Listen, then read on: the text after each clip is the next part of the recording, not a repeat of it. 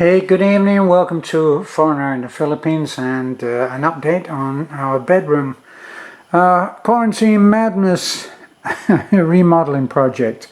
Well, we're getting very close now. I got some trim to fit. I've just offered up the bed posts. They're not fixed permanently, have to be leveled, made plumb. But the next major step has been completed, and while we have been out doing our thing and attending to a lot of other stuff, James has fitted the floor, so very happy with that as always. Very good job. Everything just so. The tiling, the tile is just beautiful. I'm so happy that we actually went to that extra expense, and it was a sit down for the price job. But we decided that we would that we had no other choice but to go to it. So that's where we're at. So just got back home from working out what's going to happen on our house 47. Which we are partnering with, or hoping to get a partnership arrangement agreement with the local one of our churches, Catholic Church. But of course, when you're thinking about trying to help someone who is living in poverty, it doesn't matter. The religion thing doesn't come into it, and they have actually been doing some projects, building houses, but they do it differently to us. We do it with a workforce, and we try to put food on the table of the people who work at building the house. It takes us usually 7 or 8 days to build a house, and we don't think that this will be any different. House 47. And we're just hoping to get a little bit of help, and went down to see our main contact today, and that entailed us getting back after dark, which I really don't like, because the chaos on the roads in the Philippines is you have to experience it to believe it. People driving without lights, very scary, and people on the road, children, dogs, goats, and cows might all be straying onto the road as you're doing it. And now, to add to that mix, they've started doing a lot of work on the road itself. So every so often, an entire section of the road will have been removed and will be dropping down a foot, ready to be reconcreted. So that's what's happening on the roads at the moment, which we're trying to avoid by getting back before dark. Didn't manage it tonight, and we just got back. So here's how the job is going. As you can see, there's tiny bits to be done. There's bits of moulding to go on Beth's side. Have to replace the shelf there where I removed those 2 head pillars, the posts, because it would make it easier.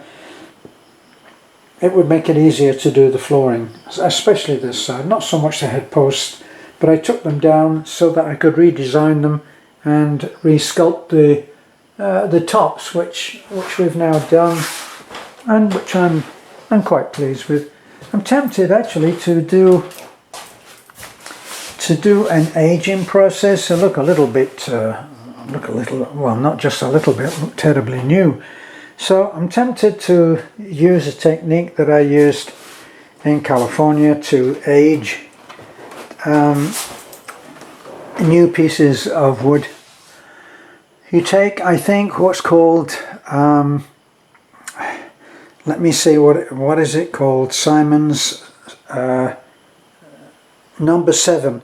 It's a number 7 and it's bitumen. It's black pitch, I guess, bitumen, and it's in a semi-liquid form, a little bit like double cream.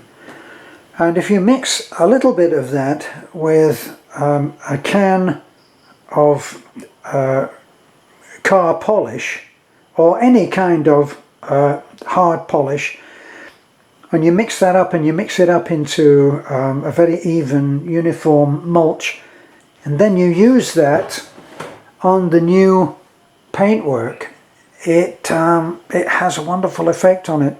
It polishes it, of course, plus it darkens down certain areas, so everywhere you get a little area like this, look, right, and up into there, looks actually like it might be zooming. No, it's not. But all of this would get slightly darkened, and it would, without looking tacky, it really would start to look a little bit old. So that's what I used to do with a lot of furniture, because in California, distressed furniture is very much the vogue, or used to be when I was there. And I don't, as it's such a style thing, I don't think anything will have changed on that.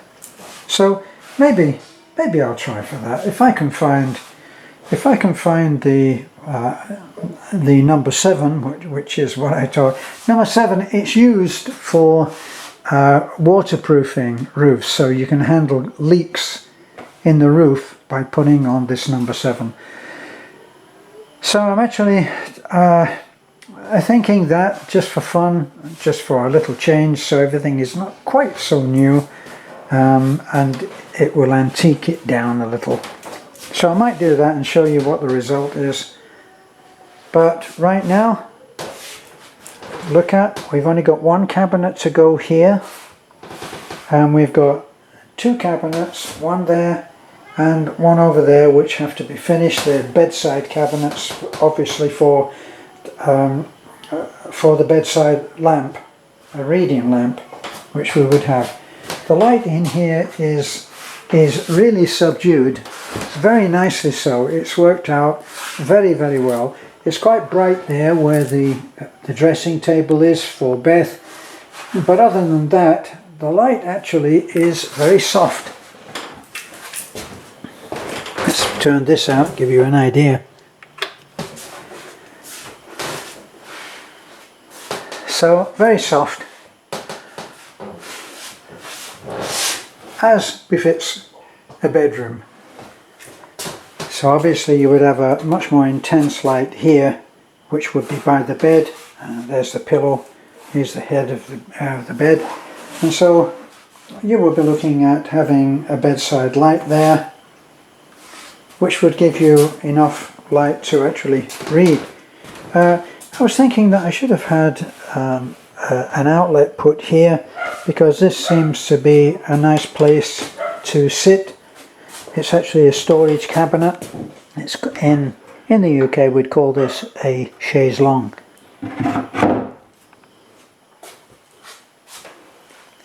So that's my update. As you can see, still got some painting to do.